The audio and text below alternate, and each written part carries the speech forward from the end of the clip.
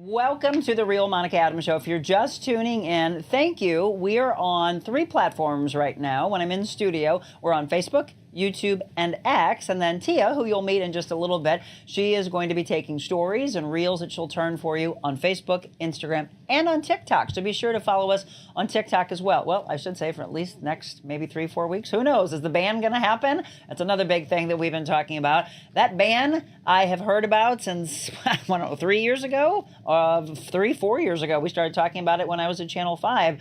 And I know the kids don't want TikTok to go away. But will somebody save that? We'll find out. All right, you just listened to a lot of news, and I'm going to look and see if we have any comments from any of you that are disheartened by the things that you're hearing about. Well, you should be, rightfully so. But as I introduce you to my team, and hopefully you've met some of these maybe out, or you've at least seen them. Michelle, hopefully you've met out in person at some of our live shows. So first of all, welcome, Michelle Harmon. Hello. Good morning. So, Michelle, I know that you probably, I'm surprised you're doing those stories, Monica, but you understand why. Mm-hmm. And this is how we, and a lot of you, always started your day. Whether it was listening to KMOX back before TV and they were listening to the stories being told, turning on the news. It was what I did for 30 years. I don't want to wake people up that way, but it's not that we don't want you to know about it. It's just I don't want that to be just weighing so heavily on you. You used to tell me, when I was at Channel 2 and at Channel 5, I can't watch you all anymore. Right. And what was the reason for that? Because Max was sitting there having breakfast before school, and that's what he was watching. And did he ever ask you, because I always want to know this from all of you parents, did he ever ask you about anything that he was hearing? Did he make comments about anything? No. Were you worried about him hearing some of this? Yes.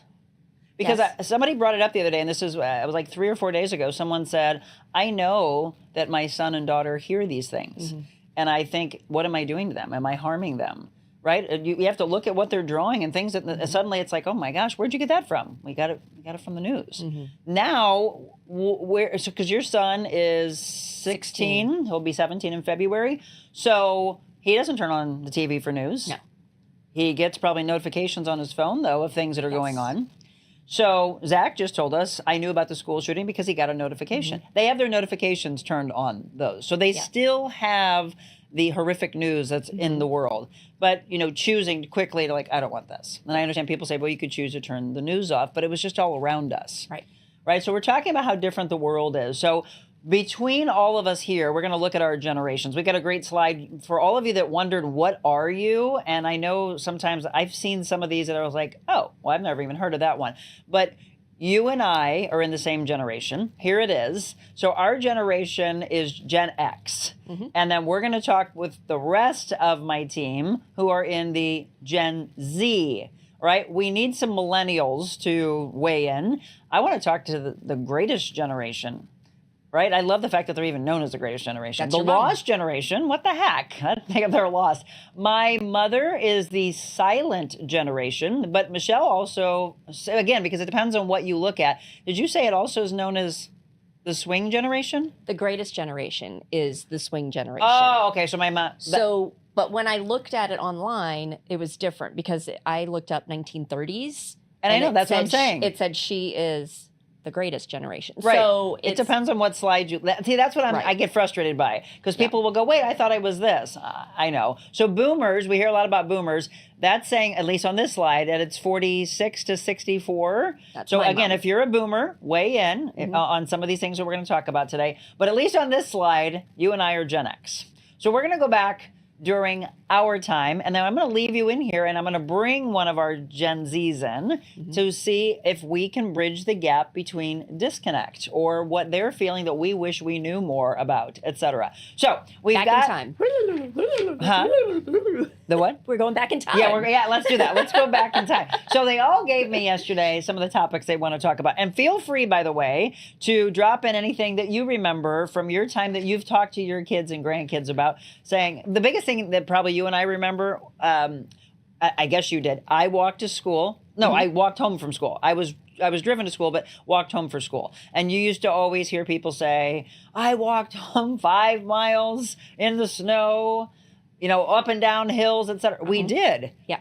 Can you imagine parents now letting their kids walk even a couple blocks by themselves? No. I walked to my elementary school, and I had to go through like a real sketchy wooded area because my neighborhood backed up to the school. So I had to go, a couple blocks and then through sketchy wooded area. Yeah. But we trusted. Right. And then I had to go to middle school and high school. I had to go down, like through the neighborhood, down this long hill to this major, like, throughway and wait for the bus there. Like, nowhere near, like, my house. It was far. And one of the things, Michelle... They would never let kids do that now. No, well, we're going to talk about, again, I want to talk with our other generations to see if they would even feel comfortable doing that. Yeah. So one of the things that Michelle said, and I think it's very poignant, is that we grew up in a time that was more trusting, maybe naive. I hope not. I mean, I think it was just more trusting, more innocent. Jim brought up a good point when I was telling him what we were going to discuss, and he said, we all left our doors unlocked. Right. Right. Well, you trusted. Yeah. Does anybody do that anymore? No. I mean, literally, my mom laughs because I'll walk in the house and lock the door right away. And she's like, Monica, I'm coming in and out of the house. And I said, oh, I'm sorry. It's just natural that you don't trust anymore. Yeah. We've got some props on the table that we're going to talk about here in just a second as well. But what did you appreciate most about the generation we grew up in? What did I appreciate most? I think just going out and playing with my friends. Yes, being outside, right? outside. There's a great picture because what I remember is immediately coming home. Yeah, I got to do your homework. You can go outside. Now we're going to call you in for dinner. Well, I mean, think about the dinner bells that they used to have. I mean, I didn't have those, but maybe my parents, etc. Now we're going back even more, right? So you would play and play and play. Kickball. We were on our bikes riding around. We were acting like roller skating. We were acting like we were characters. I played Chips. Because I used to love watching Punch and John. So my friend next door, I'll have to give this to Kathy, who lived next door to me. We would do that, and she always wanted to be Punch, and I said no. And she's like, "Do I ever get to be Punch?" And I said, "No, you will always be John." We also made cardboard boxes. I don't remember. We were doing something with sugar, and we dyed the sugar, and we were eating that. It's just crazy, creative things that, yes, kids are still creative now, but they're not outside hours and hours and hours, especially when it gets dark. We were gone. Yeah. The parents trusted. They're somewhere. You didn't have these to check in. So can you all imagine, and this is what I want our next generation to be talking about, can you imagine being out and not being able to get a hold of your kid? You have no idea where they are until they come home. And you trusted that they would come home. Yes. So we were very trusting. Our parents were very trusting. We didn't have stranger danger back then. No, and actually, one of the things that was like a newer. That was more of a newer thing. That was not our generation. No, I remember we were told adults were safe, and you respected them, and you respected them, and you respected the police, and the police would come in and talk for career day, and it was officer friendly. Come on, all of you. Do you look at officers and call them officer friendly, or have so much of the world turned away from them, which is what we saw? I think it's starting to come back. And thank you, by the way, for everyone that stops my husband to say, thank you for what you do. I am hearing it more, almost because I think the news just painted such a horrible portrayal of our police, men and women. Are there some bad ones? Yes. But there's bad in everything. We just hope it's a smaller percentage of things. So what did I appreciate most? It made us tough, right? You and I talked about something that I want to go into, which was spankings. Yes. Okay, what was the worst thing that you were spanked with? A belt. My mom smacked me with, okay, Mom, I'm sorry, I'm going to be real, with the hose that came off of your washer. Do you know that rubber hose? Ow! Thank you! Hey! And a ping pong paddle. And then my dad would go to get the belt off, and I was a brat because I would go, I can get away from him faster than he can get that belt off, and I would run. And there I was going around the blocks going, if I stay away long enough, maybe he'll just forget. You timed And I got lucky. I timed it well. Yeah, I got lucky. But yeah, Mom, that sweet, innocent mother. Yeah. She's little, though. I don't know if she could get much, like, weight behind that. I don't know. She did. Trust Dang, me. Jackie. Okay, but what did those, and again, you're all going to disagree with what was done back then. And by our teachers, our nuns, because I went to a Catholic school, they would smack us on the back of the knuckles with rulers. Can you imagine your teachers today even putting a hand on the kids? I got tied to a chair. I got put under. Okay, thank you for saying this. This is what's going to be fun. My teacher in second grade put me underneath her desk. And I had to sit under there. That was my, and her stinky shoes were underneath there. Gross. Right? And I sat there and I took her shoes and I was a brat. And I would go and I would walk them and make them laugh. And then I would put them back. Monica. Oh, she had her shoes kicked off? Yes, Ew. because she would change shoes and then her shoes Ew. would be under the desk. Oh, gross. All these crazy, silly things that's that we're torture. talking about with generational talk. If you're just tuning in, Michelle's joining me. We're talking about our generation, what we went through. I do want one of them to weigh in to say, what? These things happen to you? What would happen again today if those things happened to you? So good morning to all of you. She is over there laughing at She us. is laughing. I can't wait to bring her in to talk about this. Okay, so Michelle mentioned that we grew up in the 70s and 80s in a wired world, okay? So we had phones, but those phones were attached to the walls, and you could only get as far as the cord would stretch. I would almost pull that out of the wall. And then the cord would like get all tangled up, and you'd have to stand up on a chair and drop so it would untangle itself. And it would just spin, and then you put it back on the wall. Stretch But if it off. ever you wanted to find your mom, you would just Follow the follow the cord. And that was, look, you remember those phones? Those were so I thought that cool. picture was funny. I love that. That actually reminds me of a Swatch watch. Do you all remember Swatch watches? Which, by the way, I think have made a comeback. I really? saw them at the airport. Yes. Oh, well, let's talk about that, how things do make a comeback, right? So the things we're talking about today, I don't know. Will phones like that ever come back? How many, by the way, how many of you even have a home phone number? No, not anymore. How long ago did you get rid of yours? Well, we no longer needed a fax machine. That was probably 7, 8 years ago. My mom still has hers, but I think we finally talked her into saying, do you really need that? It's just an extra expense. Everybody can just use these. She used to worry, oh, am I using too many minutes? I need my home phone. Okay, so we lived in a wired world. We had TVs, but the remotes were connected to the TV, if you were lucky. That's what I'm used to. But what were we told if we got that close to the TV? Oh, you're going to make your eyes cross.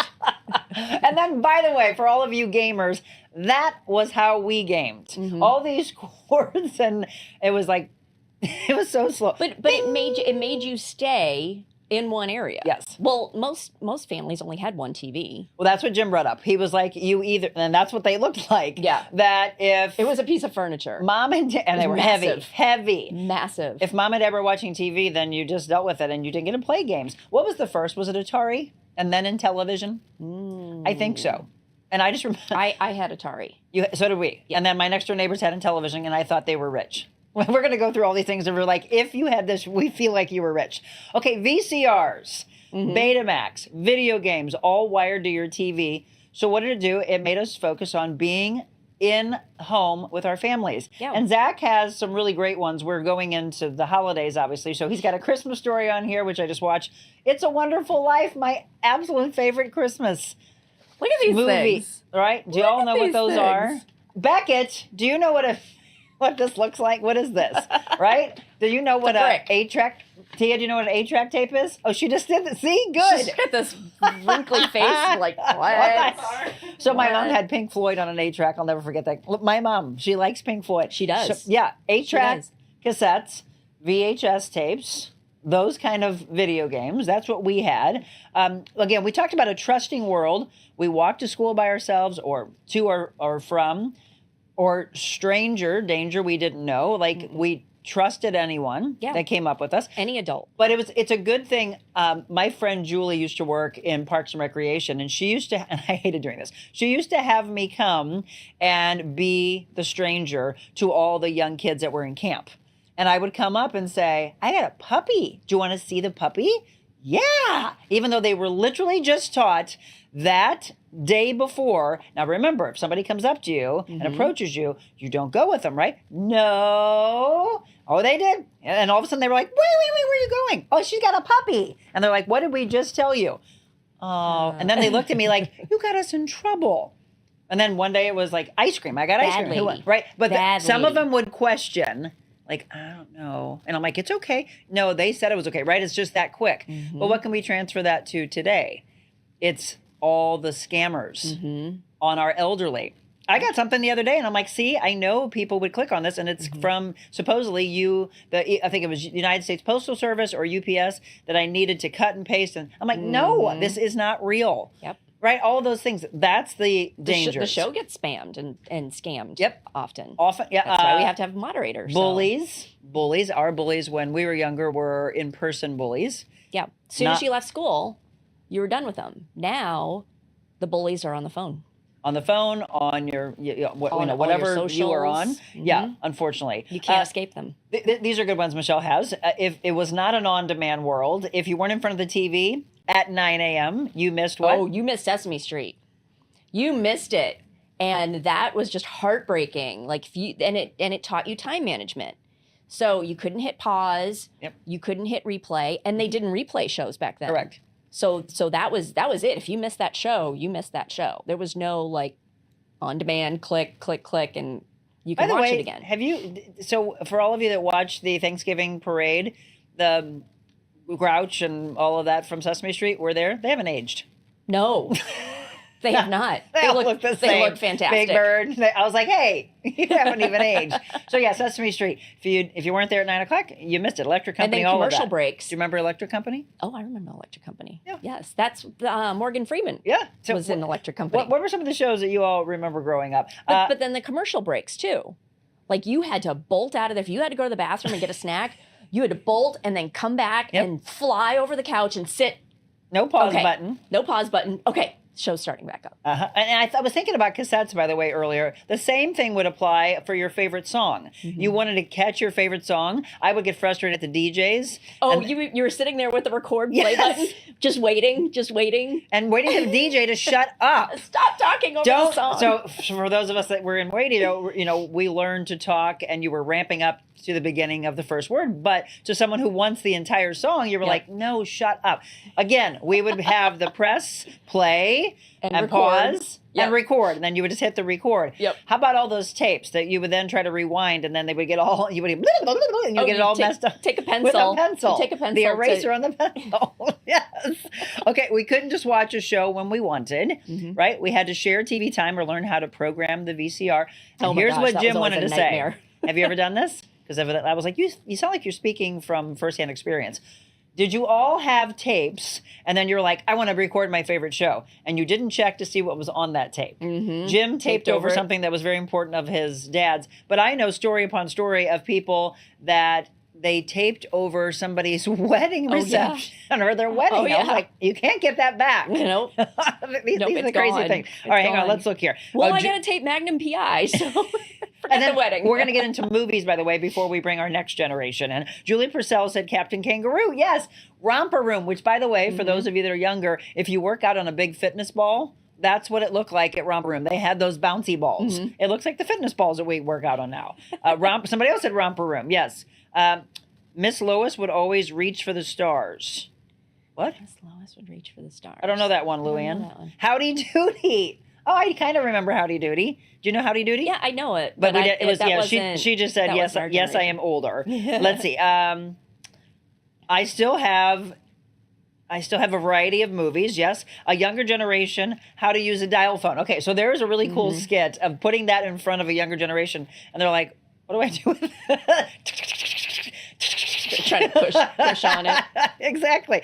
Donna, I did have a landline phone, but got rid of the phone due to the cost and the fact that everything is fiber. So now when power goes out, the landline goes out too. One of the reasons I kept it, still have some of the old phones. Some of you have backup generators for these things. Marilyn says, I have a home phone number. I still have a pink princess phone and one in the kitchen on a wall. I love it. Okay, somebody else said they still have a landline. When I was in second grade, I was almost abducted, not once but twice, not heard of in the early 60s. I was taken to the police station by an officer, no adult, no parent with me to look at a lineup. So scary, but things were so unknown, dealt with real well at that time. That's Marilyn. Oh my goodness. Let's see. Kathleen said she had tape across her mouth in first grade. Oh, yep. See? Yep. Kathleen said, I remember teachers having wooden paddles at school, and the nuns using them. Yes. All of these things that we think were so bad. Marilyn said she thought she was a baby boomer. Again, we showed you that slide earlier of what you think you are. Julie said she's a baby boomer in 63. It really got to the chief of police when he found the call from a second grader. Oh, yeah. That's back to the school shooting. Mm-hmm. It's so sad that this country is coming to these school shootings. Well, it's sad just to see what the world has become. Mm-hmm. So that's what we want to talk about. So don't go anywhere. We want to start bringing the other generation in. So how about we start with Zach? Zach Kimball has some interesting topics that he wants to talk about, and I want you to listen. One of the biggest things that I want in this brand new segment called Generational Talk is listen to the younger generation. Don't dismiss them. Don't say they're lazy. All the things, and I want you to have more awareness. Maybe an aha right now for parents to come back home and give the kids more of a hug. When you hear what they have to say, what are they concerned about? So we're going to have Zach in the blue chair with Michelle and I when we return.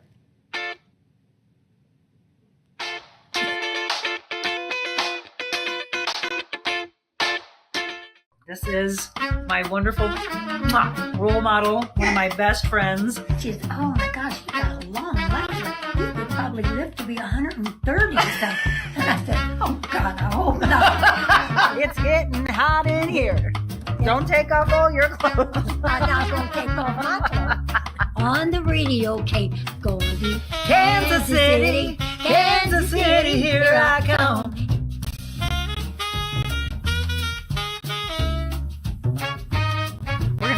We're gonna speak. We're not gonna spank anybody. We're gonna speak about knowing your value, and then I'm gonna I'm going to spank them.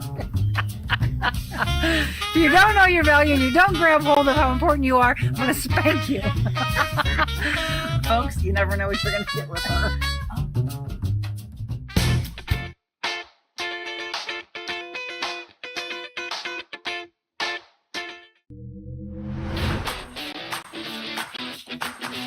Monica show.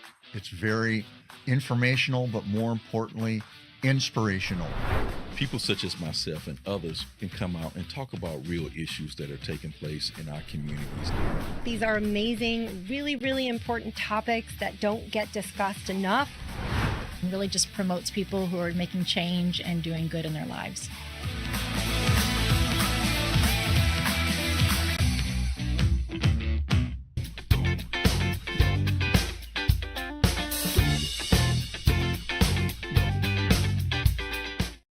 And welcome back. If you're just tuning in, don't go anywhere. You're going to enjoy this. I want you to be as interactive with us as possible.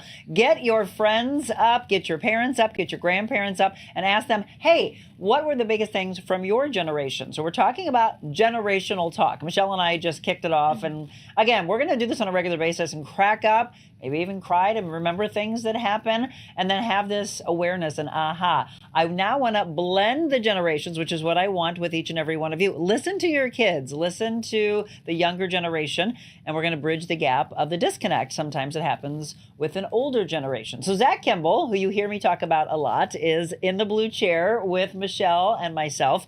Before we get into some of the topics you wanted to discuss, anything that resonated with you? Yeah, well, thanks for having me on, Monica. Of It's course. always a pleasure. But yeah, just a few of the things, some similarities between the generations. I walked to school from third to fifth grade. We lived probably 3 blocks away from the middle school, or I guess it'd be elementary school at that point. Okay. So every day I'd walk to school.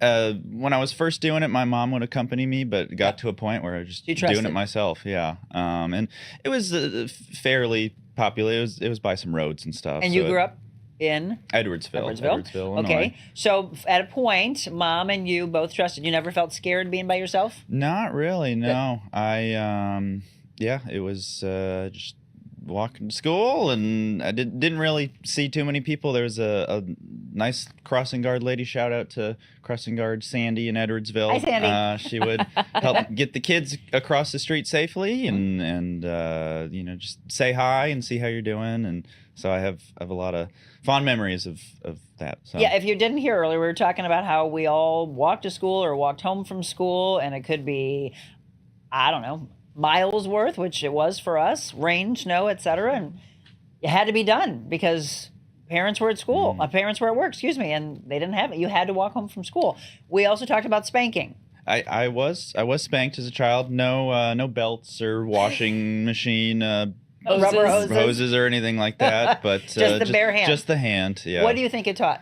To not get caught. No. But Respect? Yeah, I think so. When there is that threat of if you mess up and you do what you're not supposed to, you get physically punished. Consequences. Correct. Consequences. But yeah. when did you go stand in the corner become the transfer? Yeah, timeout. Right?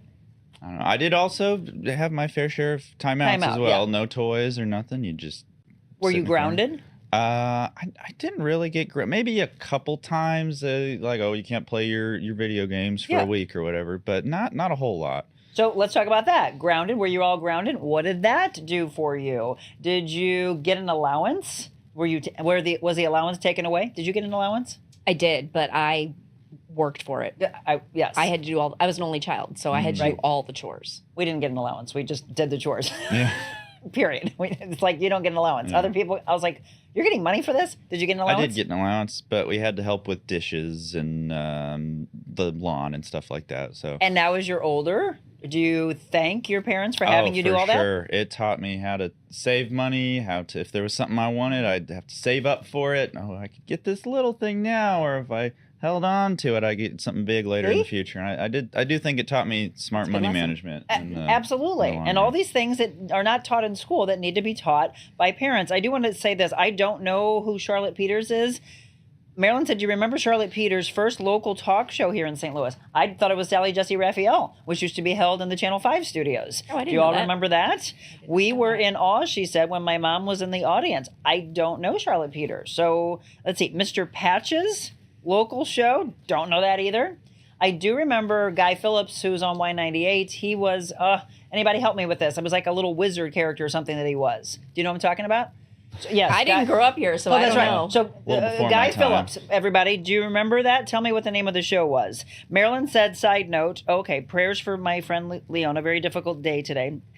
Yes, and so those of you that know, We're thinking if you of know, you, you know. Leona. We're thinking of you. All right, generational talk. Okay, so let's get into what Zach wanted to discuss. So Zach, we wanted to bring up a couple of things. One of which, and this will be a very interesting topic that I think we're going to have to go deeper into in future shows. And I'm going to hold back here for just a second because I want to know what he has to say about this. COVID. That's all I'm going to say.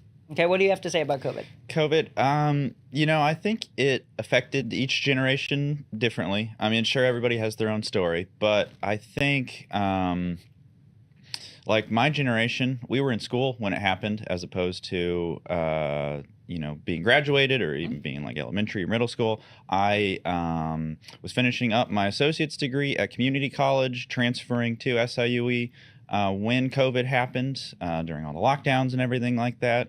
So I felt very isolated, very alone.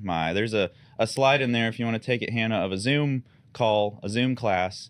And that's what I saw for college. Except imagine more blank boxes without webcams. Now all of you that have younger kids, that's what your younger kids had to go through, right? So grade school, high school, college, that's how we worked. We were all home. How long were you home? In terms of like, how long did you have to do that for school? So let's see, that would have been probably about a year and a half. I think fall of 21 is when they started bringing people back in person. So, I'm expecting the college experience, and SIU is not a party school by any means, but at least some of the college experience of getting Social to aspects, fraternize and join the clubs and all the activities on campus. But it was just logging into a Zoom window. I wouldn't even get out of bed some mornings. I'd just lie on my side and no log pants. in. Yeah, there we go. Did you pay attention? No. Right. No. That is the biggest thing that we all heard when I did problem. the news. It was, are these kids even showing up? What were they putting on the screen? I mean, I don't know how they monitored all that, but we go back to that time. I was only home for 3 months. I broadcast from home. All of us, except for one person, was actually allowed in the studio. Then they brought a couple of us back. So I enjoyed it, being home for a few months. I thought it was fascinating that we were able to do news for you from our home. and all of us learning. Actually, it taught us a lot of things that we now do on our own of how we can broadcast from literally anywhere. I look at the Zoom and think all of the positives that have come out of it and how we can connect all over the world. But I do think it took, and it's something that almost 5 years later we are still talking about, it took its toll on what? Mental health. Yep. Yes. So what can you pull from a positive out of that time period? And what do you think is the thing you're maybe still struggling with? A positive out of it. It made me appreciate getting to see people more, and interact with my classmates. I tell the story, so I'm sure all the young students out there, if you had to do a discussion board online before, where you have to write your thoughts about something, and then somebody else has to comment on it.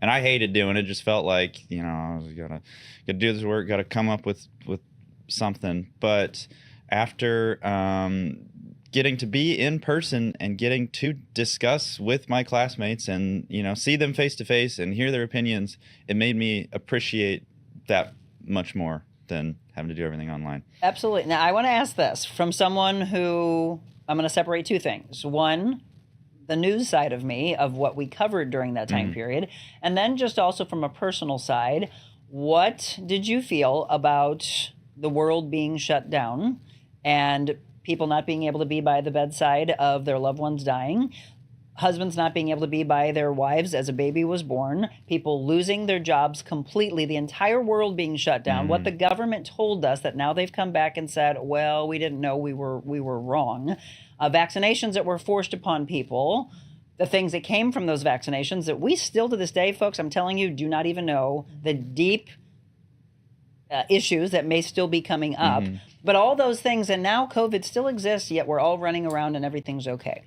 So what are your thoughts on that in the younger generation? I think I don't think anybody knew what was going on. And I think, it's better to be safe than sorry. But, if you don't look at the long-term consequences, you don't want it to come back later. I will say I didn't, how do I want to word this? I didn't really get to quarantine at home. I still had to work. I still had to do school. So life changed a little bit for me, but it wasn't completely different. But as for, not being able to be in the hospital rooms and not being able to work and everything like that, I think we just have to wait to see how that plays out. I mean, that's going to be the future that I have to live in, and the world and the economy. That's just what I'm going to have to live in as a young adult. What about the trust factor? That's what I mean. So many people the government? we were lied to. Yeah. And that's come out. So that's a true thing that we were lied to. And you just look at everything that was lost. People that lost so much, from personal to their livelihood. And that is, to me, one of the biggest things that we can discuss. But this is where I really am wanting to do this show of, what were you thinking? What are you thinking? I mean, all of you can weigh in on this as well. If anybody has a comment about this. I was still a school secretary. It was about 15 years, Julie just said.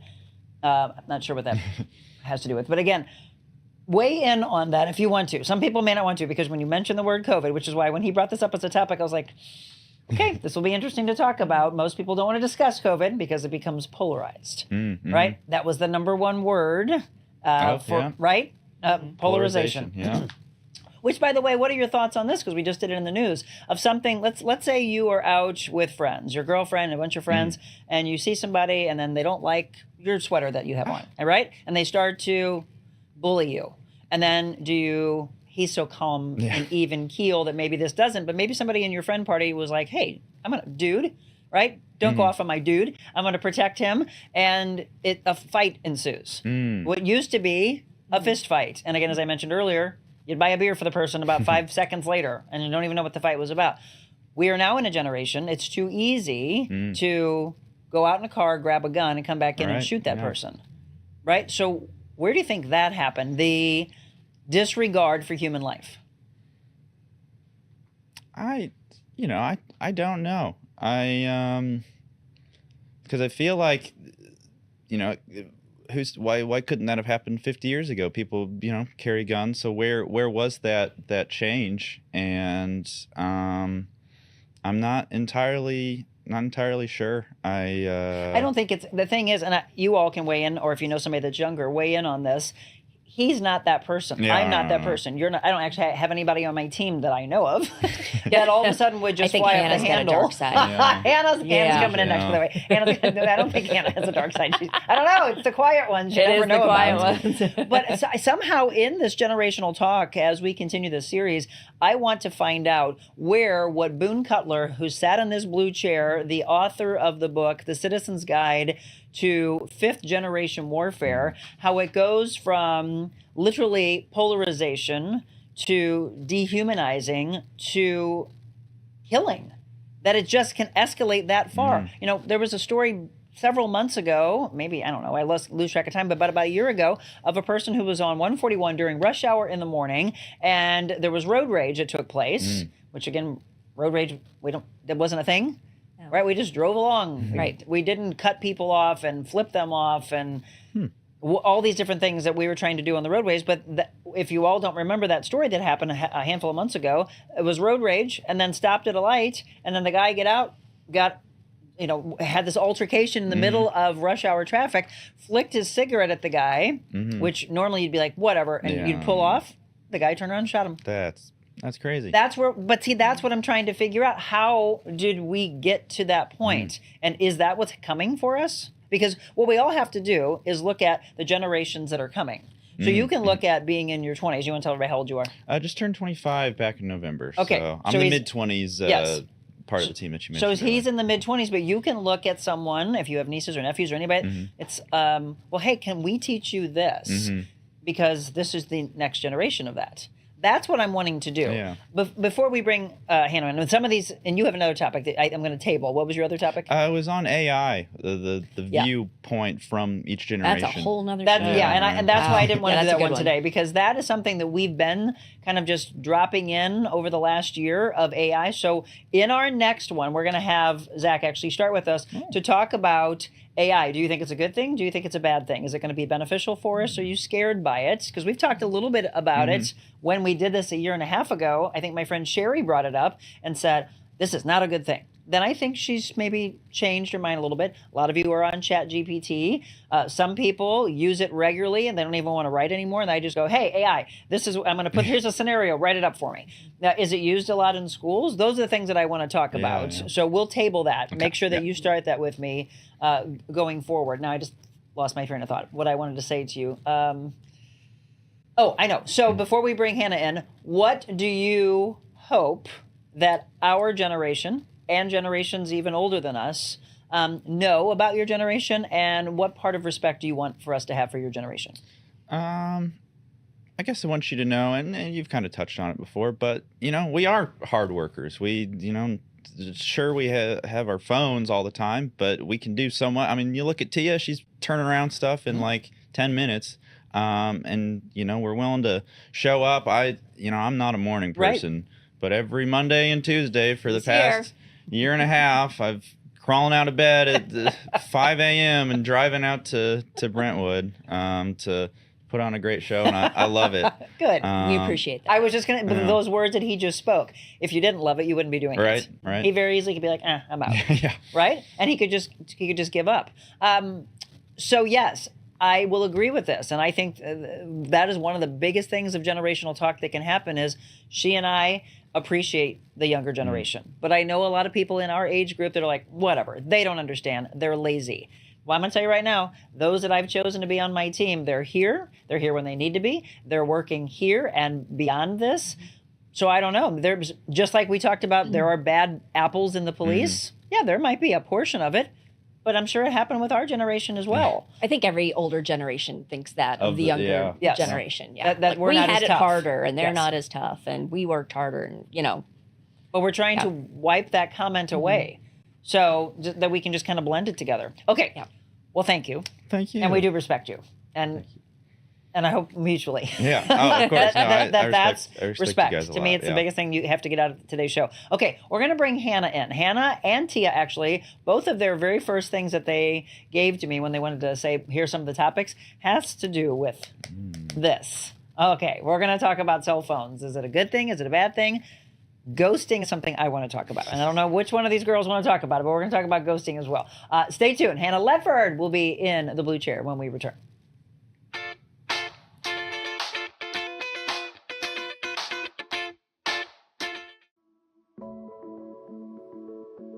He wants to say, I can't believe I took your son's life. I don't know what I was thinking. I have so much regret and remorse. I've changed my life. Would you accept that apology?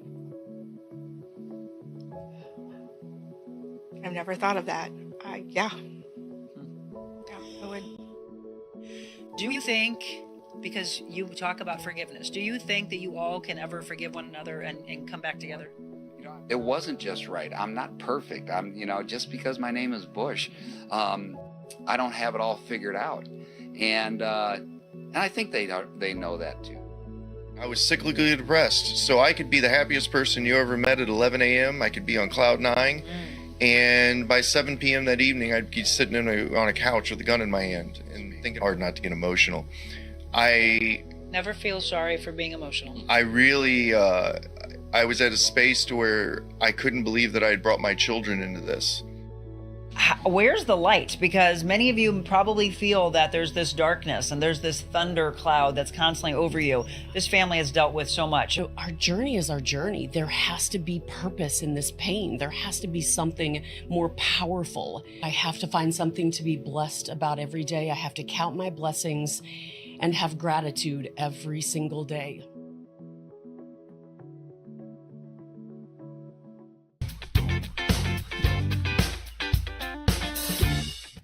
Welcome back, 7:57. We're going to go a little longer today because we are introducing a new segment called Generational Talk. Michelle and I kicked it off. We're in the same generation. And then one by one, we're going through the generation that is in their 20s. But weigh in if you are in an older generation.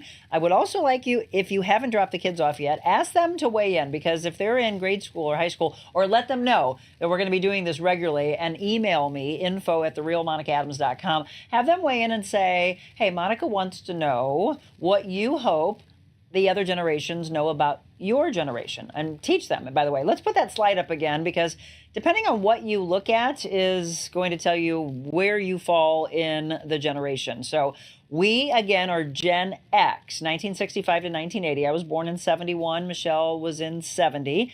Zach just told you he's in his mid-20s, so they are in Gen Z, the 1997 to 2012 time period. Beckett would have been born, what is Beckett now? He's 15? I think, yeah, he just turned 15. Okay, so the Gen Z, I'd like to hear some from millennials, because a lot of the talk that made me think about doing this segment was all about, those millennials, which, by the way, is also Gen Y. And they get blamed a lot. And then I used to hear about boomers. A lot of talk about boomers and millennials. But what about all the rest of us? There's your, whatever you're labeled as, according to that particular slide. Again, some of the things may change on this. Let's continue, though, between the Gen X and Gen Z generation, right? Yeah. Yeah. There was Y in there that just confused me. Why did it confuse me? Okay, so now we've got Hannah Ledford in. So, Hannah, anything that we've talked about so far that you were sitting in there, she was directing, by the way, so she's learning how to direct. Anything in there that Good made job. you, what'd you say you were nervous? I was trying my best. You did I great. messed You up did one of the good. transitions. Oh, hey. you did Yeah, great. yeah, but give yourself some grace, right? That's one thing we've learned. Every generation needs to learn. While you were sitting in there listening, was there anything that stood out that you were like, hey, I want to talk about that? Not necessarily. I think talking about the COVID thing was very interesting, and I like that you brought that up, but I'm not the most informed on stuff like that, so I didn't feel I have anything to add. Wait, so how long were you at home learning from home? Well, in high school, that was probably a year. Okay. And then going into college, we were on and off. And then, so it was a year completely at home in high school, and then it was like on and off for the rest of high school. So about 2 years in high school with that, and then it was the first 2 years of college where it was like on and off. What did that do to you? honestly kind of taught me accountability because, like, I had to pretty much teach myself everything. And especially going into college and, like, learning completely new things, like, there's not as much help and you can't, like, talk to students and ask questions.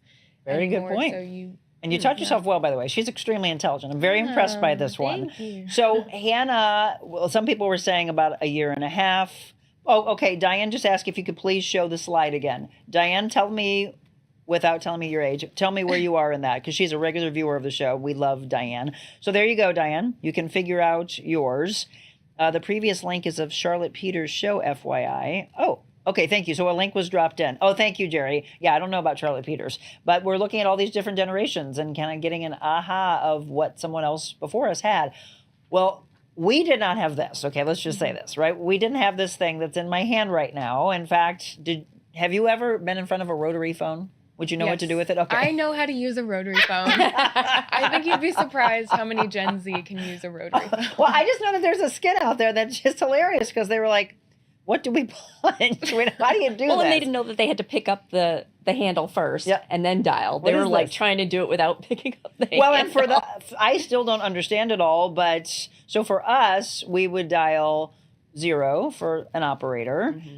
We also, what was it? Oh, there was like an information line. We would get time and temperature from that. I don't remember what that was. You all can tell me that. But the generation in front of us, they wouldn't say like our numbers 314, blah, blah, blah, blah, blah. It was letters. Yeah. And then it was like a phrase or something, which like I still don't understand. Alpha 217. Yes. Something like that. All right, all of Right. you that did that, explain that to me because I still don't really get that. But okay, so I'm just teasing you. So you know what a rotary phone is, but what do you think changed for all of you? When did you get your first one of these? I'm obviously holding up a cell phone. Well, in middle school, I got a little flip phone, so I wasn't as cool as everyone else because I didn't have an iPhone, but my mom wanted, me to be safe and like be able to contact people. So then in high school, I got my first iPhone. And what do you all think about that? See, because I hear that and I don't have kids, but I was like, how early do you give a kid a phone? And what are we teaching that, right? So when did your son get a phone? He was in middle school, but I think he was one of the later ones out of all of his friends. How early do you think somebody should get a phone? I think middle school, because I did know people in like 3rd and 4th grade that were like bringing phones to school, and I was like, what do you even do with that? Right. And then what does happen? Because I don't know. I don't have kids. So you have your phone, and then do you have to put it away? You have to silent it? What takes place? Or can you leave it out? No, whenever I was in school, you had to keep it away. Okay. You couldn't really have it out. Now, I think from a protection standpoint, and we think about, again, it's horrific, but that 2nd grader that called police about the shooting that happened in Madison, Wisconsin yesterday, I think it's a good thing that there are phones there for them from a safety aspect. But I don't know. I mean, to me, it's just so easy that I just think you can cheat. You have it there. Yeah, you can. Right? You definitely can. I don't know. It's all changed so much. So here. So Tia and Hannah both said. So Hannah said, here's a couple of topics I thought of. The different ways of communicating. Texting, calling, talking in person, and why some generations prefer certain ways. So what is your preference in your generation? Well, and you can only speak for yourself, obviously. We'll ask Tia in a second. But what is your preferred method of communication? You know what? It really depends on the person, the relationship that I have with them. Like for school, I use a lot of email. Okay. Like I email a lot. With like work, it's usually text or phone calls. And with work stuff, I prefer to be in person because I hate just getting a super long text message when I'm like at a different job and I'm all of a sudden I have to like figure out and like think about this other job that I'm doing. So I feel like there's more of a work-life balance whenever you're not communicating like through text. Right. When it comes to work. When it comes to like personal, like relationships, probably text or calls. So what do you all think? Because, and I want Michelle to weigh in on this. We were in a generation, and all the generations before us, that communication is key. We wrote letters. Yes. Well, again, pen pals. What a cool thing, by the Pen way. pals. Oh, I I'm so had a glad pen pal. you have a pen pal right now? No, I had one when I was a kid. I mean, again, look, writing on paper, novel idea, putting it in a little envelope, sending that, going to the mailbox and seeing something from a pen pal. This is my beef right now. And no one does it anymore. And so I kind of just stopped. I'm like, whatever. I used to write Christmas cards like crazy. True Christmas cards, long letters to people, what they meant. I'm going to ask a couple things here, and it'll be interesting to see what the generations say. The pictures that are already done by whoever, we're not going to give a plug to anybody, and nothing written whatsoever, nothing. Mm. Do you like that? As a Christmas card? Yes. Or would you prefer something on there be personalized? Well, yeah, but also all the Christmas cards that I get are from like my parents' friends, so I don't know them at all. So it's kind of just a picture. And if there was words, I'd be like, this doesn't mean anything to me. What about from your friends? I Do they even send them? No, I probably wouldn't get a Christmas There's card. another one. See, so the younger generation do not send Christmas cards. I liked the old ones that were actually just regular Christmas cards. I thought it was really cool when you were able to start personalizing them. Does anybody read the typed up letters that people send about what they've had? I'm sorry. I'm just going to go there. And you probably know who you are if you watch this show, but I got one the other day that felt like it was a book. God love you. I'm not going to say who you are. 5 of them, front and back, pictures all over the place. Both and sides. then both sides. We were on a break from this. And then a typed up letter, both sides, 2 of them. And I love you, and I love what your family has been through, but who has time for that? Can you? I know you guys are all probably like, wait a minute. Do you read them? No. Who does? Somebody tell me who does. And I still get some from a handful of people. Oh, cursive. I do By the too. way, has that been Cursive. taken out of school? No, we know cursive. No. I know you do, but has that been taken? Honestly, has that been taken out of school? No, I don't think so. It is still a thing. Max didn't learn cursive. Yeah. See. So Jerry just said cursive. I know. I don't think so. Okay, you were born in December of 45, so I was at the end of the silent generation and the beginning really of the next. As a farm girl, I was originally a very shy person, but as you know, now look at me. Richard, do you ever notice the younger generation answers every question starting with the word Oh, good point. I try to erase that because it makes you think you don't know what you're talking about. From a broadcasting standpoint, we're going to teach you this more and more. Men who say you hear it, it's that baritone kind of sometimes, right? But thinking. Well, starting with I mean, like, well.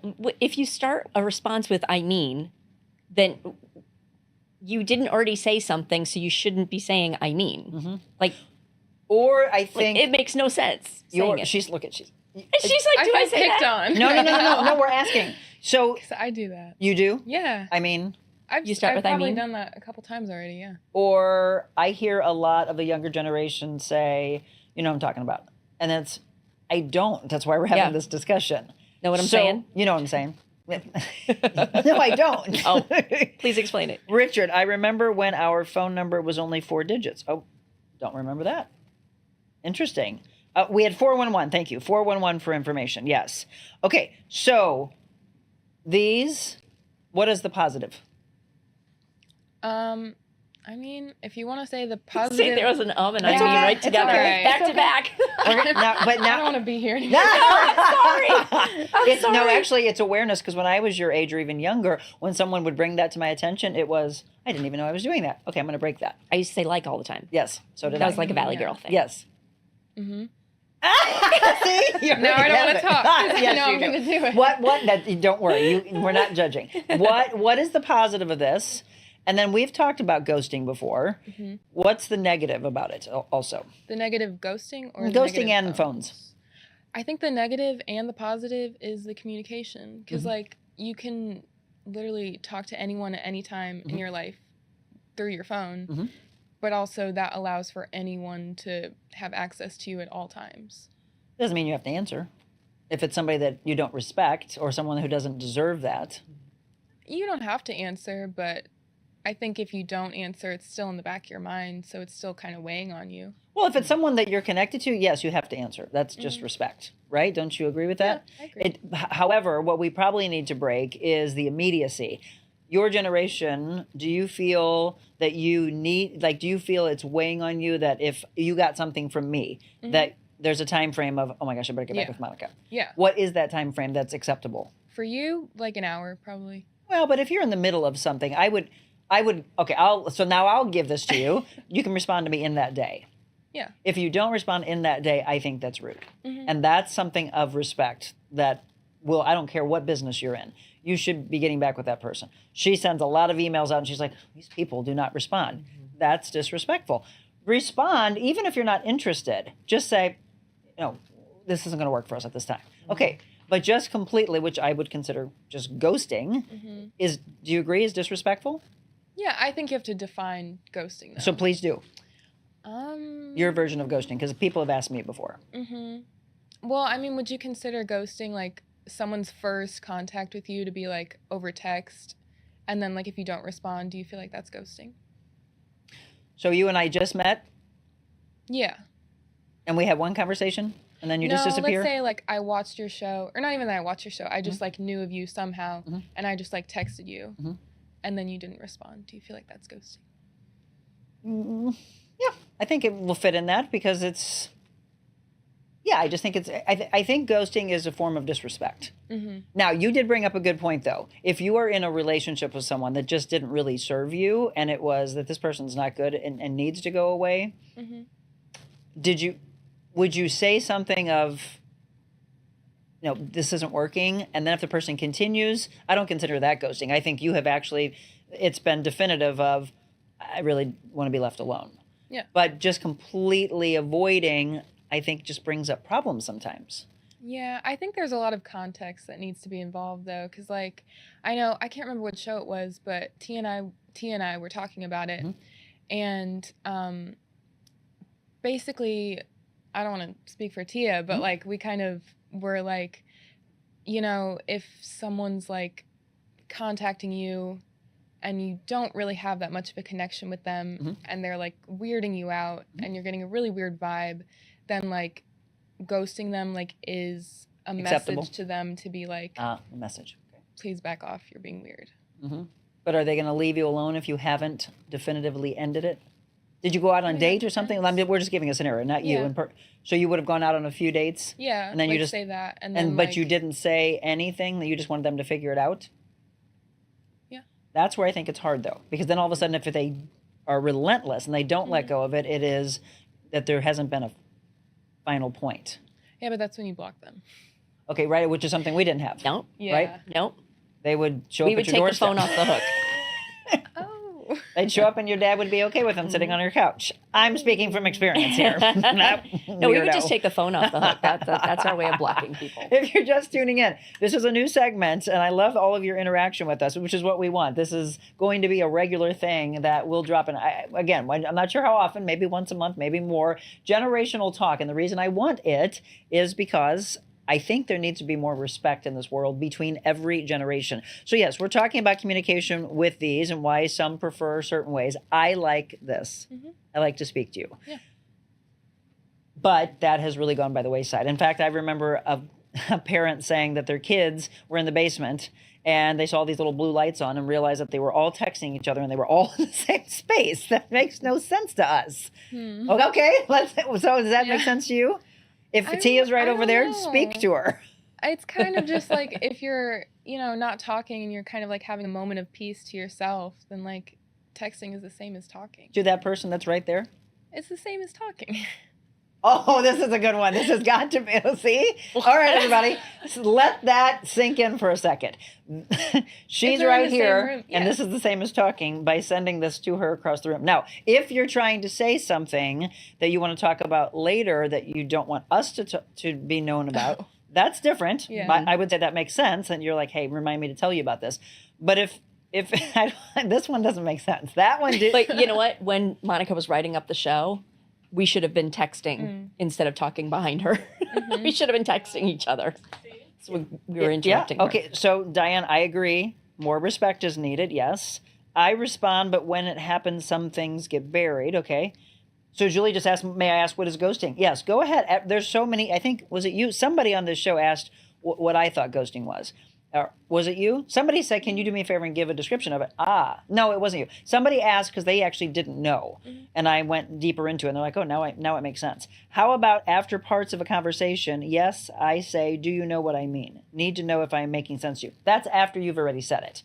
Not you know what I mean before you've even given anything. That's the difference there. So again, generational talk, weighing in. So let's see, what else did you have? The difference in the economy. like called the older generation was able to support a family on one paycheck. Okay, Jim wants you to go deeper into this one. Okay. So one more time, listen to this. The difference in the economy. So think about our generation. It's really above our generation, Michelle. So we're talking our parents and grandparents. The older generation, they were able to support a family on one paycheck. And then you say, and how that's not an option for the younger generation. What do you mean by that? Well, like, I couldn't do that. Why? Like, if I had a husband and, like, a kid, I couldn't live off his. Like, rent would be too much. Like, groceries are So too much. where the economy Yeah, is, yeah. the inflation aspect and all of that. Yeah. Gotcha. Okay, that makes It's sense. nothing to do with, like, An you know, option. that, like, how we respect each other. It's Yeah, just this about, cartoon. like, how... This cartoon I found. When I was a girl, my father brought home the bacon. Now we both work just to afford eggs. Yeah, which I'm hoping true. will change in our world. It has. I mean, for the last several years, I cannot believe what the prices at the gas pump, what the groceries are. I'm going to and I'm going to ask this. So you would have, let's see. No, you weren't. How old are you? 22. Yeah. So you probably would have.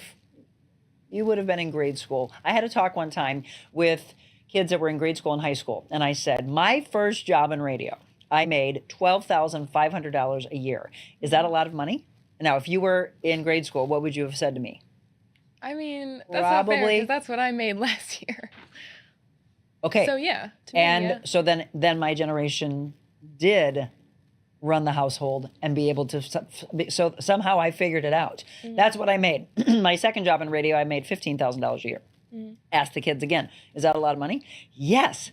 I said, no, it's Right. not. And the parents and the teachers that were there were cracking up.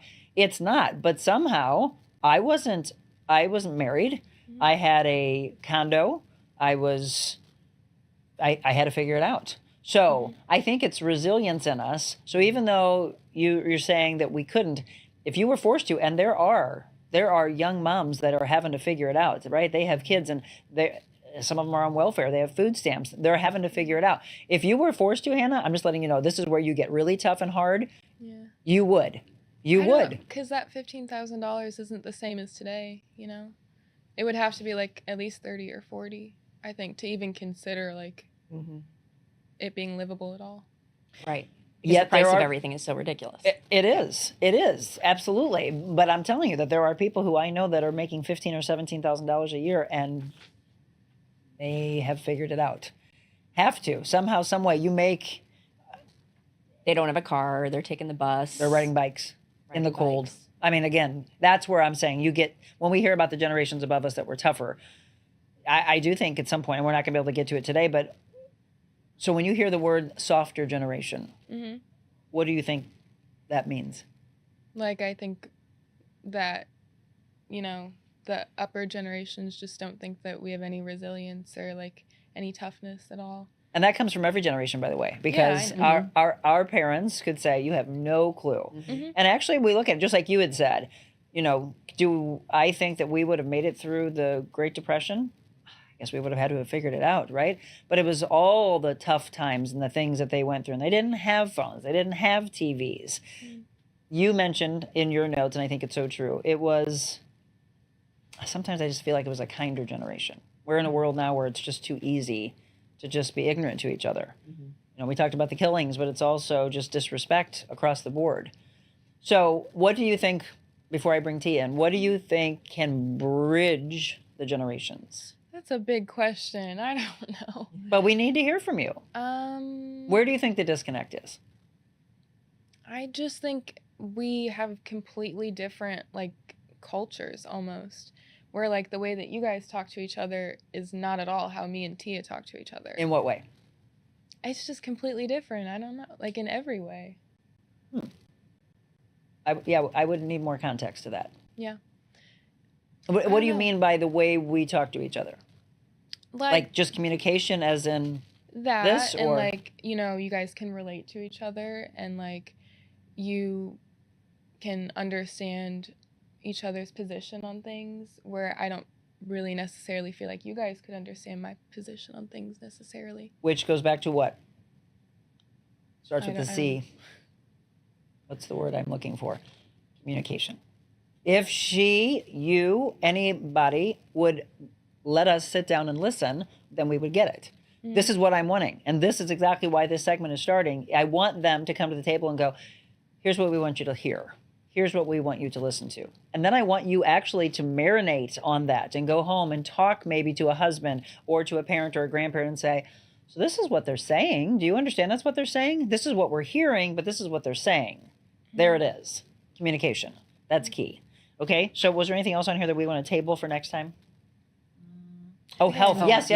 Health. Okay, this one is, okay, so AI, keep notes of this, folks, for us. AI, and this is interesting. She said how health isn't as much of a priority for the younger generation. I'm not even going to let you even say anything about that because that has to be another big show. So your first thing next time is going to be that. I had no clue, by the way. I've never even heard that. Have you? No. Right, I thought that was very No. interesting. And I don't know if Tia agrees with that. Again, that also is interesting about people in the same generation and feeling different within their own generation. So for Hannah next time, how health, she says, isn't as much of a priority for the younger generation. I actually would have thought it was exactly opposite from everything I see on Instagram and TikTok and this new exercise and let's outdo the next person on the next exercise and these crazy things where you want to go as a trainer. That is so stupid. Why are they even doing that? That made me think that it was even a higher priority. So gluten-free, organic, all that. yes. You know? So this is interesting. That's going to be one of your first, and then she'll be able to add to that. Okay. And then AI, that will be for Zach. Okay. Hang on. Do you feel our country is falling behind because of our attitudes and our pompous attitude? Interesting. We do not realize many of the world's countries will be the big power because how they educate and communicate to our next generations. Multiple languages, communicating, there it is, building character and strength, et cetera, et cetera. That's interesting. Anybody want to weigh in on School that? systems are definitely better in They- other countries. Yes, absolutely. Let's see. Marilyn agrees with Diane. I feel this youth. Okay, here we go. I feel this youth does not know how to communicate. Have we not learned from our legacy generation? Well, they're saying, and again, we'll let them talk a little bit deeper. We'll actually have Tia come in about communication because she was talking about phones as well. So sad to limit our generation. Why do we do that? Yeah. See, I told you all would talk. Don't go anywhere. We're not done. We told you we're going to go a little bit longer today. So we're going to, thank you, by the way. And that too, respect. Thank you. Please hold doors open. Here's a whole nother thing that doesn't have. Make eye contact. Make Sure. eye contact, which is what Michelle said. And you and Tia actually disagreed with that one. So we're going to actually end with Hannah and bring Tia in when it comes to eye contact. Oh gosh. And no, saying I hi to can't. people. Saying hi to I'm bad people on with- the street. Yeah. Well, yeah. So would you, before you leave, do you make eye contact? Do you say hi to strangers? I think I might have a different perspective on this because I've worked at Walmart for 5 years, and if I don't look at anyone, they won't talk to me. Mhm. So that is not a good thing to say as an employee, but that's kind of the way that I've like trained myself to get my work done, is to like just focus on like what I'm trying to do. She doesn't know I'm going to say this. So since you started with us, which was what? August. August? Okay. I was going to say August or September. She has grown exponentially. You were so timid, so shy that I didn't know if you I'm ever still talked. timid Nope. and shy. Well, you might be, but you have come out of that. Did you not agree? She's found her own voice, which is something that I was hoping that I would be able to teach you because otherwise you get eaten alive in this business world. You have found that. Thank you. And I don't know if it was because there was a crossover between, let's just do that. If it was a crossover between some interns that were going out and that you were coming in and sometimes you're just trying to find your way. That's what I was wondering in the beginning. But as in the beginning it was, I gotta get her to feel comfortable with this. And in the last month and a half, suddenly it's coming in, talking, eye contact. I was like, oh, we've had a shift, which I think is beautiful. Oh. I'm gonna compliment you on that. I didn't even know I was like different. So you're probably, would you label yourself as shyer? Yes. Right. But I don't know, you have found your path. Thank you. We're going to keep it going. All right, everyone. Hannah Ledford, again, we're talking about generational talk and the difference in the way we live our lives and the way we feel about the generations before us and after us. What I want is for a little more respect, listening to them, what they're really saying, not feeling that you know what they're talking about, and then having them listen to us and learn from us, right? That's for me, actually, it's the greatest thing. It is, whether it's a woman or a man, what we've already been through, that we can say, this is coming. Just want you to pay attention. Some things are definitive, okay? So we're going to take a break. and we're going to bring Tia in, Tia Tricamo. She wants to also talk a little bit about the cell phones, and we'll talk about communication as well, eye contact, all those things, anything that we've already said that she wants to weigh in on, and then some of her topics as well. Don't go anywhere. Feel free to weigh in if you want to on Generational Talk.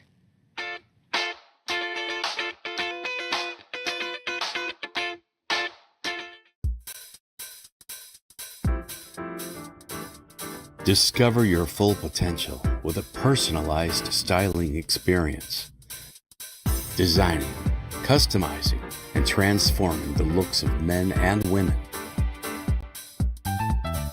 Revamp your individual style and embrace what makes you, you. That's real confidence.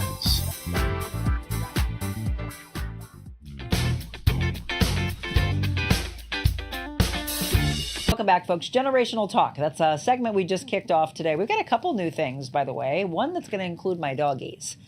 Cannot wait for this one, and I know Tia can't either. She's like, this is awesome.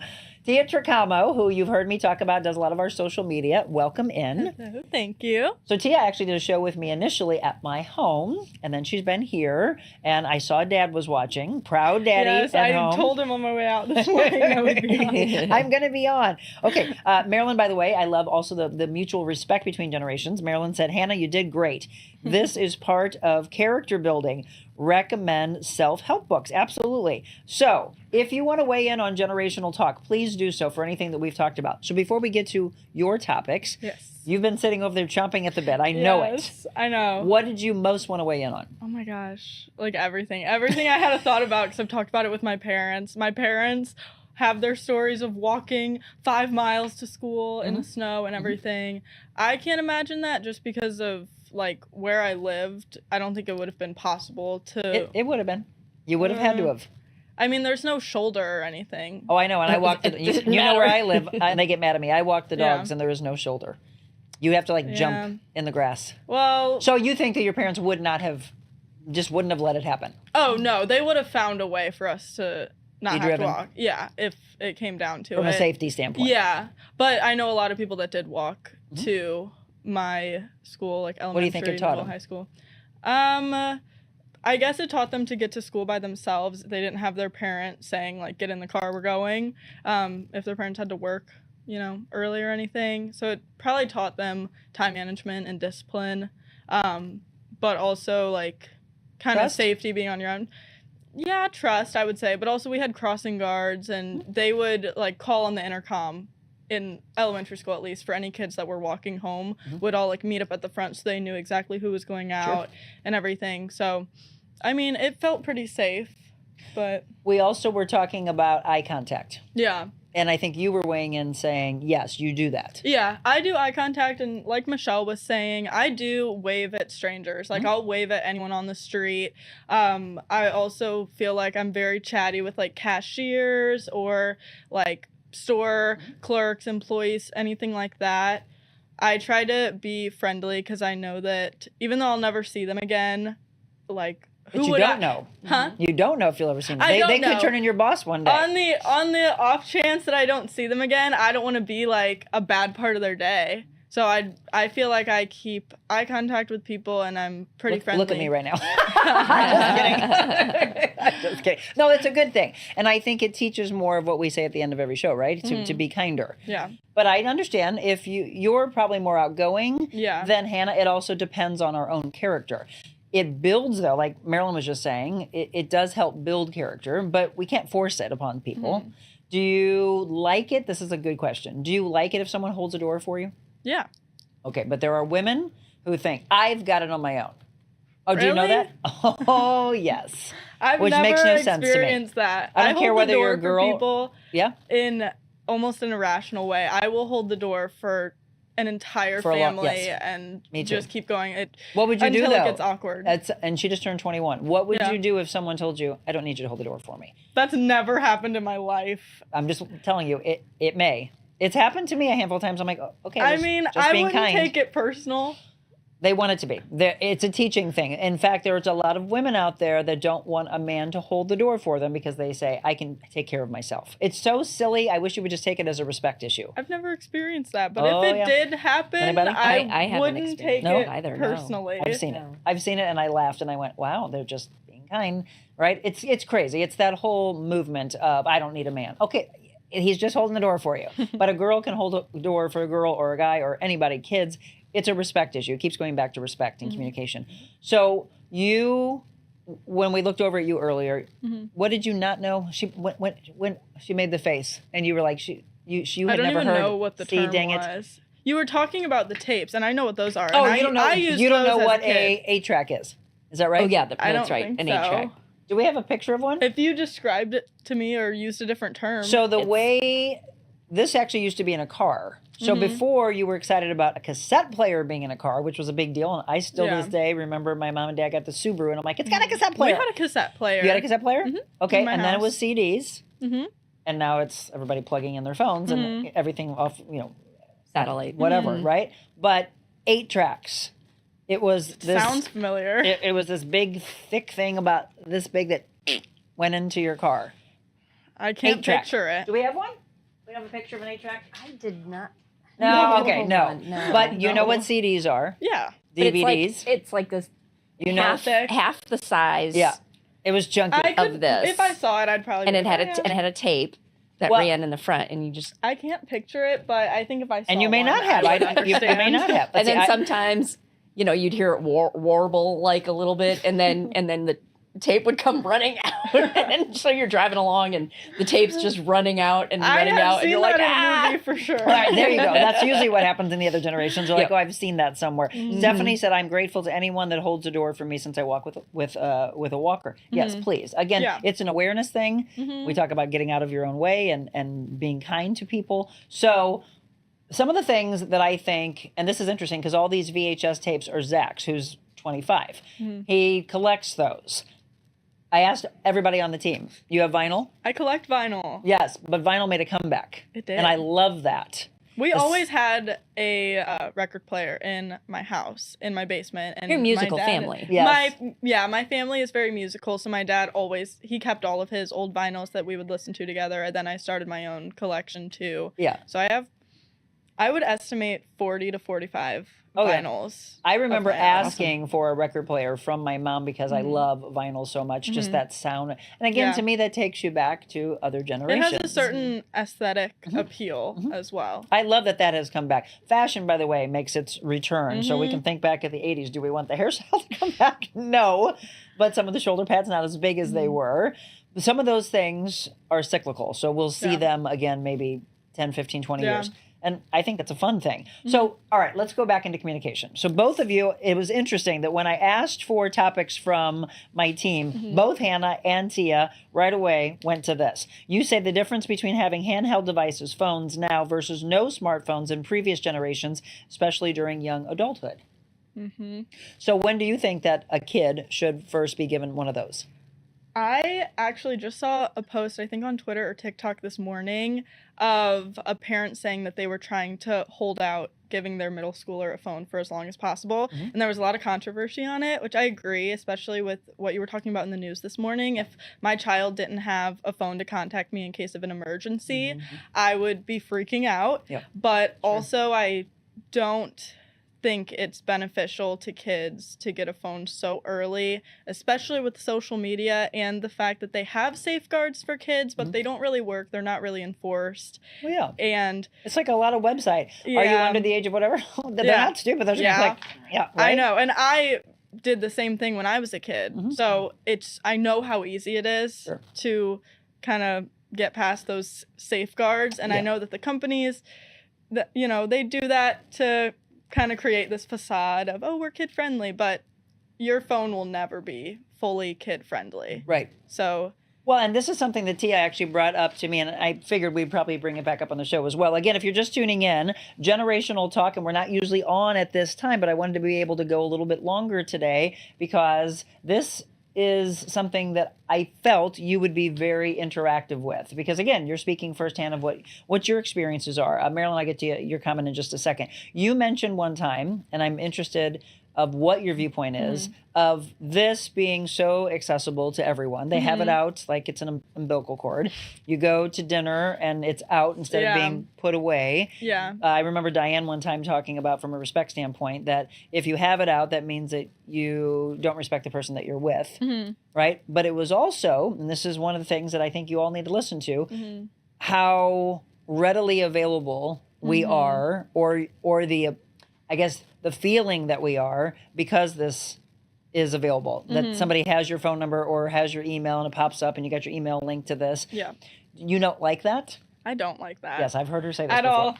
I talked to my dad about this a lot, because whenever he was about my age, we have a very similar kind of viewpoint around the world, and he was able to take a step back, focus on just himself. He focused a lot on meditation. He focused a lot on finding peace and solidarity, and that's not a possibility realistically anymore, because your phone is your lifeline.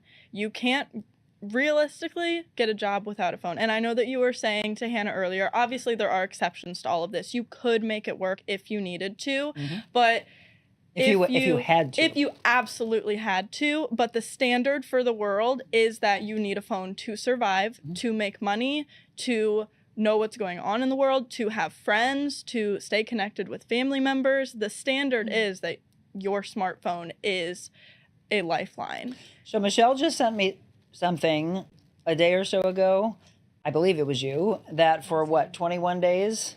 Yes. The phones were taken away In from Britain. the kids. Mhm. And what did they come back? At first, they were just like, "It's my baby. Like, you can't take this away from me." But they found that the children were more focused in school. I believe it. They were getting more sleep at night. Yeah.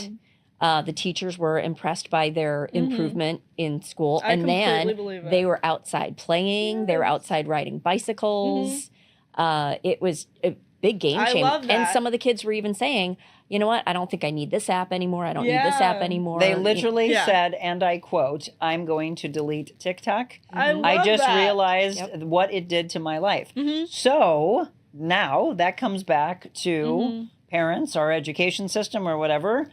Do you have that discussion of limiting this more and more and more? I hope so. Well, here's the thing, though. Because it was such a large group of kids, like it was a whole class, they knew that they weren't by themselves. Yeah. If you just take your phone away from your kid, then they're completely isolated. Yep. Yeah. This was, 21 kids. So they were all like, okay, we're in this together. We have each other, yeah.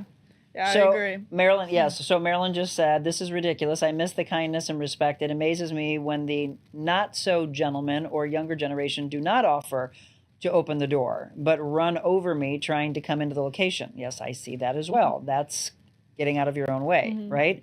And not just concentrating on you. Oh, yes, I love getting the reaction and so disappointed in those that ignore a kind smile or a hello or a Merry Christmas. Well, that's another thing. Do you say Merry Christmas? Oh, yeah. Yes. So do I. However, some people are like, "Happy Holidays," and I said, "Merry Christmas." I say either. No, I think say that both, they're but I start with Merry Christmas. interchangeable. And to I me. understand that some people don't. I get it. Yeah. But don't feel like you don't have to say Merry Christmas. Say Merry Christmas, then you can say Happy Holidays. But don't take Christ out of Christmas. That's the biggest thing I'm going to say. I'm faith-based. So remember the reason for this whole thing. Remember the reason for the season. And some of you that don't celebrate Christmas, we understand that. Then you could say Happy Kwanzaa. Oh, absolutely. Happy Kwanzaa to you. We want to acknowledge all of that. Again, it goes back to respect. Actually, okay.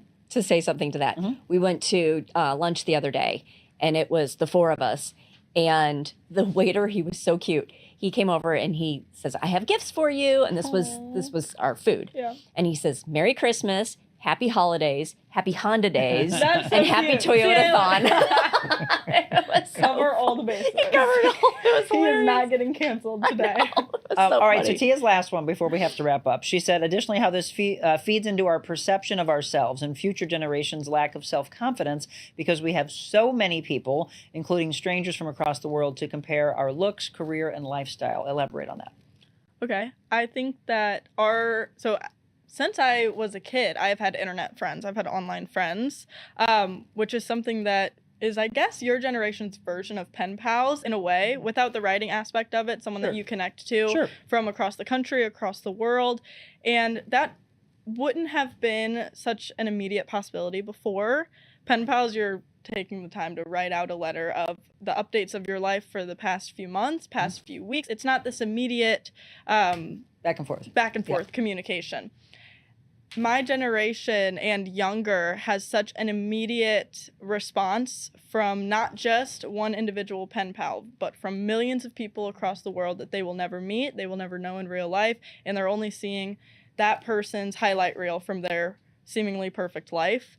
And if that's all you're seeing, it's making you think, wait, why doesn't my life look like that? Why do they have a bigger house than me? Why do they get to go to parties every weekend? And why do they get to have this perfect body? How do they have the energy to go to the gym all the time? How is all of their food, perfectly healthy and vegan? Because they're fake. Because they're fake. Because they're Why do you think we do this show, Tia? Yeah. Because I'm literally trying to get the world to be more real. You're welcome, Stephanie. Absolutely every aspect. You can fake your life on social media. And I could go on and on about AI because it's getting so much worse. But even when I was young, and I probably got Instagram in 2013, 2014, which was pretty early on, and technology wasn't as developed back then, but you could still fake your life if you wanted to, and it was pretty easy. You could make it seem like you had the most perfect life, and for young kids on there, 10, 11, 12 years old like I was on Instagram, I think that had an impact on me. And I grew up pretty confident, so it wasn't anything detrimental to me. It, maybe I went on my Pinterest board and, saved different healthy meals and That's a vision board. That's workouts. a good It's thing. a visual representation, so it was a little bit more beneficial for me, but it is a lot of pressure. You sat in the corner when we were talking about what we're going to bring up on our next generational talk, which has to do with health. Hannah's comment there really surprised me. I agree, Oh, and okay. I didn't so think we're not about gonna go it before. into it. Yeah. But it's interesting because I would have thought the exact opposite from Can a I health make one standpoint. comment on it Yes. to kind of get into it? I think that we prioritize mental health a lot more, but somehow we prioritize physical health less. And I don't know if we triangle of mean to. life. I don't know if we mean to do that, but we definitely prioritize mental health more. Yes, because it's talked about.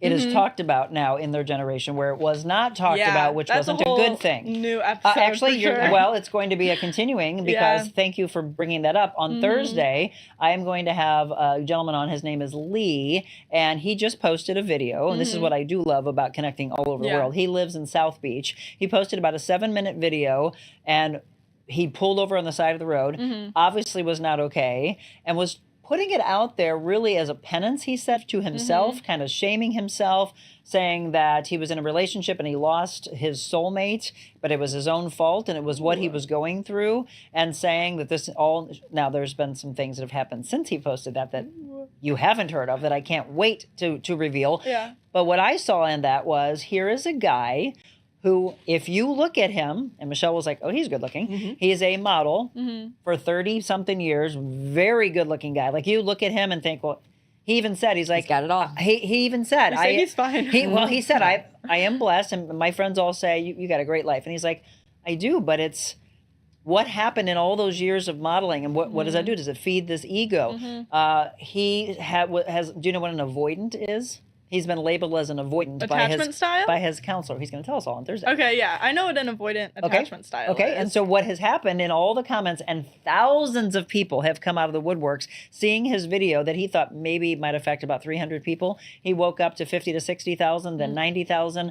Who knows what it's reached now? We're going to play a clip of that video and then come out of it and talk with him about how you look at his Instagram, his TikTok pages, and it's like, this guy's got everything. He's got correct. it. Yeah. Correct. But wait till you see what happened. And I thought it was a good point to bring up, that we can't. Well, it's also the whole thing of don't judge a book by a cover, and you don't know what goes behind closed doors. All those comments, that really can reach all generations. Yeah. Let me ask you this before we wrap up. Okay, hold on. Oh, fabulous pen pals. More quality, not quantity on communication. Yes. Thank you. Great topics. That's a good point. Quality over Remember quantity. the Oprah show of the two families that gave up their phone? Yes, for weeks, and how much their quality of family greatly changed for the better. Well, they came back to the dinner table for, I mean, I've been saying this for years. You've got to have dinner table again. It's got to come back. I don't know. I don't know when. Let me end with this, and then I'll let you actually choose the devotional. Ooh, fun. What do you wish our generation would know more about your generation? No more. I was thinking about this while Zach and Hannah were talking, and I think that this is something that your generation, or maybe a little bit older, forgets, is that we are suffering the consequences of decisions made by our parents' generation or the millennial generation. Suffering in what way? What I was thinking about is we're suffering the consequences of smartphones and social media, but we didn't create that. We didn't decide as children, I don't want to play outside anymore. I want to be glued to this screen. We're suffering the consequences of direct marketing, of companies that make money off of us being addicted to phones and not playing outside. People are profiting off of that in the older generations. What do you think our addiction was? That would have Yeah, been I would like similar. to know that too, because Anybody? you can make money off of what children are addicted to or interested in or prioritizing. And we were preyed upon as kids to be addicted to social media and to be addicted to smartphones. Probably television. Yeah. And that's where all the commercials would That's come what I in. was- Uh-huh. Right. So that was what was Yeah. in my head. Yeah. But you're going to So, yeah. have to tell us, Marilyn, Diane, my mom, anybody else, what would it have Yeah, been I'm for sure you? it carries through every It does. generation. It just looks a little different. It and then looks we a little have to different. go, oh, okay, never mind. That is that. And I think there has been kind of an exponential growth in the problem since the new age of technology, but obviously the problem has existed in every generation. And one of the things each generation says is, and then fill in the blank, Uh-huh. I'm concerned for Yeah. this generation because. Yeah. So you would have to think of Yeah. your 5, 6, 7-year-old nieces and nephews. Yeah. I'm concerned for them I because do of get this. so concerned. See? And there's the Because it mental health is side. this exponential growth since technology has kind of gotten its kickstart. Yet we also, though, can look at the benefits that have come from this. Whoever decided to come up with all of this. Oh, yeah. All right. My math teacher was like, well, it's not like you're going to have your calculator in your hand and you're doing this. You Yes, have to I learn do. this math. Oh, Now we really? do. Oh, yeah. So she said, you are so correct. It was their babysitter. And for some, it still is. The phone. Yikes. Great segment. Merry Christmas. Happy holidays. Happy everything to everyone. Happy everything to everyone. Okay, what are you feeling today with our generational talk? 100 days to freedom from what? So we've got overeating, fear and anxiety. We have depression. We have shame. And what's the other one? Anger, right? Let's do anger. I'm not feeling angry, but No, it's but like blue. right? So 100 days to freedom from anger. All right, we're going to take our final break. We're going to wrap up with this devotional, and then we want to tell you about our Mobile Monica coming up at Sugar Creek Winery. Are you going It's going to be fun. You're not going to be there. I can't you be brat. there. I'm gonna be in Chicago. Fine. I think I'm going to be the only one from the team there. I know. Really? Yes. It's a busy time of year. Oh, Monica. it is. But Yeah. what we always want to help all of our small businesses. We don't want Yeah. them to not have anything. So we understand that they're looking for that help Yeah, throughout. true. So Michelle will be there. My husband will be there. Her mom's going to be there. I'm going to solicit my family. We're going to have an amazing time and can't wait to sit down and talk with the family from Judgment Tree Distillery, which is on the same property of Sugar Creek Winery. So we'll talk about that and then we'll come back and do our devotional. Thank you. Yes, thank you.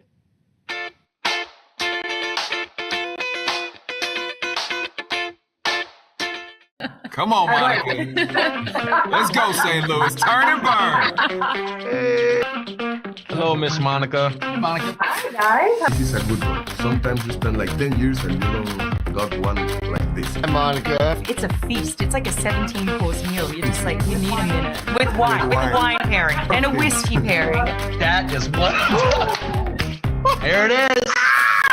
I think I just had the most beautiful experience. I saw fireworks. Thank you, Monica, for making our day.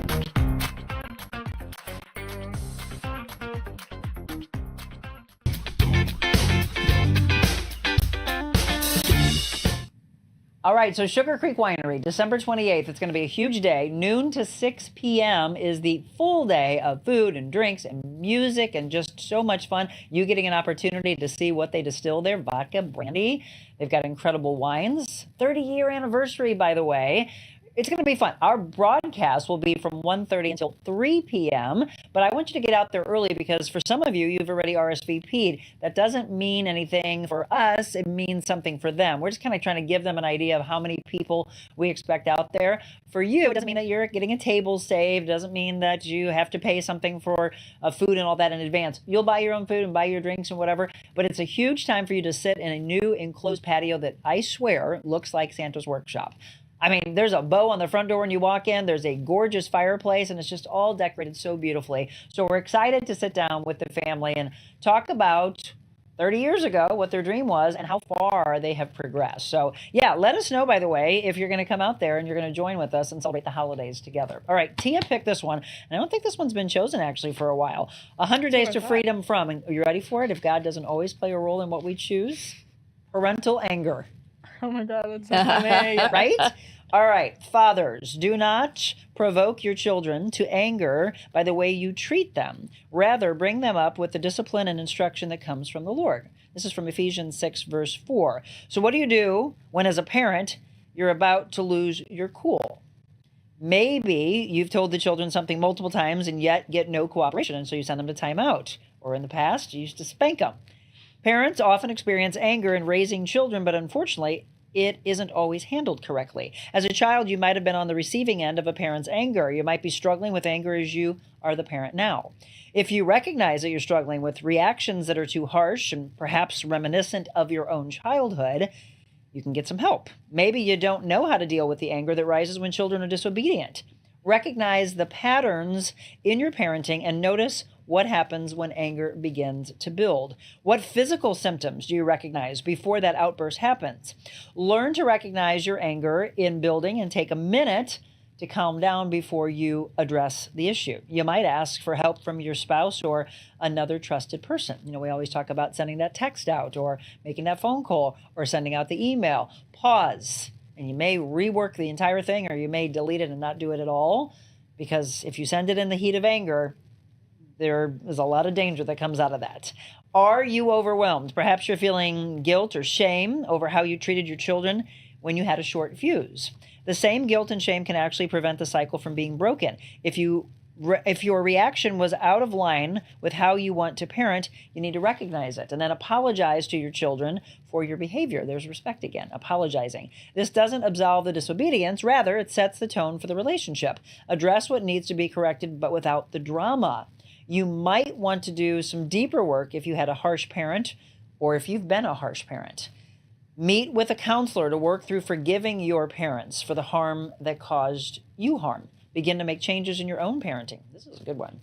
It is better to bind your children to you by a feeling of respect and by gentleness than by fear. It goes back to that respect thing we talked about. So here's your prayer for today. Father God, help me be the parent you have called me to be, leading my children to follow you. Forgive me where I have failed and help my children forgive me and live their life without the pain of my feelings. I pray that I can forgive any grievances I might be holding on to from my own childhood so that I may live free of the past. Amen to that. Isn't that crazy how it ties into everything we were talking about? Slow to anger is the next one. Oh, I like that. All right. So again, thank you to Tia, Michelle, to Zach, to Hannah, to all of you that have been very talkative. Do me a favor and share today's show and get people talking, because what I'd like for you to do, for anybody that is not able to watch live, have them load up some comments and questions for us, and we'll take those and we'll bring them into future generational talks. Marilyn, I think the word's probably explore. I don't think you meant exploit. I wouldn't think, but she said, I would love to explore that last comment. Love my parents for so much. New segment. Can you do me a favor and tell me what, because we've been talking about a lot of things. What comment was that? And then let us know. Okay, so we're going to wrap up. I'm going to let them complete the sentence. In a world where you truly can be anything, you can believe in yourself. You can take the path of, hey, it's going to lead me over here. Maybe this is where my life is taking me now. I was just telling Tia that I want her to learn so many other aspects of what we do in this business, because you never know if it'll pull you over here. But before you do anything, be kind. Just be kind. Bye, all. God bless you. Thank you.